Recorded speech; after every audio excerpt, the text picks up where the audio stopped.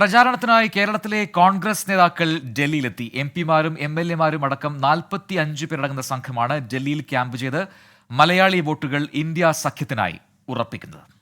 ഇവിടെ ചൂലാണ് ചിഹ്നം. സോംനാഥ് ഭാരതി ഇന്ത്യ മുന്നണി സ്ഥാനാർത്ഥിയാണ്. സപ്പോർട്ട് ചെയ്യണം. രാഹുൽ ഗാന്ധിയുടെ സ്ഥാനാർത്ഥിയാണ്. ഡൽഹിയിലെ 10 ലക്ഷത്തോളം വരുന്ന മലയാളി വോട്ടർമാരെ ലക്ഷ്യമിട്ടാണ് പ്രചരണം. മലയാളികൾ ഏറെയുള്ള മയൂർ വിഹാർ, ദുൽഷാദ് ഗാർഡൻ, RK പുരം എന്നിവിടങ്ങളിൽ വീട് വിടാന്തരം കയറി കോൺഗ്രസിനും ഇന്ത്യ സഖ്യത്തിനും വോട്ടുറപ്പിക്കുകയാണ് ദൌത്യം. KPCCയുടെ നിർദ്ദേശപ്രകാരമാണ് Ramya Haridas MP, Chandy Oommen, Sajeev Joseph MLA, party ഭാരവാഹികൾ, പോഷക സംഘടനാ നേതാക്കളടക്കം 45 പേരടങ്ങുന്ന സംഘം ഡൽഹിയിലെത്തിയത്.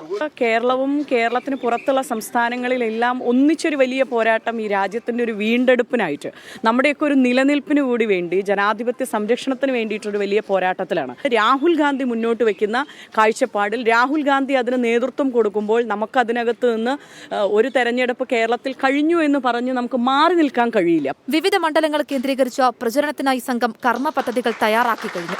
KPCC അധ്യക്ഷൻ K സുധാകരനും കൂടുതൽ ജനപ്രതിനിധികളും വരും ദിവസങ്ങളിൽ ഡൽഹിയിലെത്തും. 24 ഡൽഹി.